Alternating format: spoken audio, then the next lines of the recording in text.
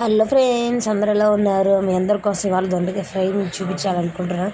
Welcome back my channel Pravalika's world. దానికి కావాల్సిన పచ్చి దొండకాయలు అయితే సరిపోతాయి. బాగా సన్నగా తొరుక్కొని చూపించిన విధానం చూపిస్తున్నాను చూడండి వీడియో ద్వారాగా. అలాగా బాగా సన్నగా మన కూరకైతే మనం చిన్నగా తొరుక్కుంటాం, మీకు అలా కాదు, ఫ్రైకి అయితే పొడుగ్గా తొరుక్కోవాలి. అలా అరగంట సేపు బాగా డీప్ ఫ్రై చేస్తూనే ఉండాలి. ఇంకా లో ఫ్లేమ్లో పెట్టుకుని వేయించుకోవాలి. మళ్ళీ ఎక్కువ హై మంట పెట్టినాక నల్లగా అయిపోతాయి. అలా కాకూడదు. క్వాంటిటీ ప్రకారం ఏం చేసుకుని సరిపోయిందని చూపిస్తున్నాను చూడండి. అలా అయితే మనకి సరిపోయింది, ఇంక తీసేయాలి. చాలా ఇంకా ఎక్కువసేపు వేయించకూడదు. కొంచెం పచ్చిగా అయినా మనకు ఫ్లేవర్ తెలుస్తుంటారు కాబట్టి నేను తీసేస్తున్నాను.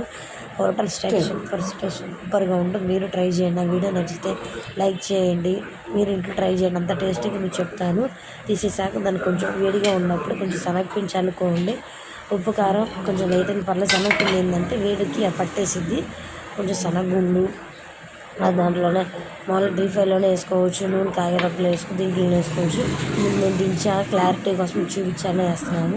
లైట్గా ఉప్పు కారం ఎక్కువ పట్టదు, దీనికి కొంచెం లైట్గా చాలు. నేను ఎలా చూపిస్తున్నాను. ప్లీజ్ సపోర్ట్, మీ కొత్తగా పెట్టాను కదా, నా ఛానల్ కొంచెం సబ్స్క్రైబ్ చేసుకోండి ఫ్రెండ్స్. ప్రవళికాస్ వరల్డ్ కొత్త ఛానల్ నాది. చూడండి అయిపోయింది కదా. కావాలంటే కొంచెం పైన మళ్ళీ డీప్ ఫ్రై చేసేటప్పుడు కొంచెం లైట్గా శనగపిండి అయినా వేసుకోవచ్చు. మరి ఏంటంటే కొద్దిగా ఇంకా మనకి స్పైస్ కావాలనుకుంటే కొంచెం లైట్ కొబ్బరి కారం వేస్తాను నేను.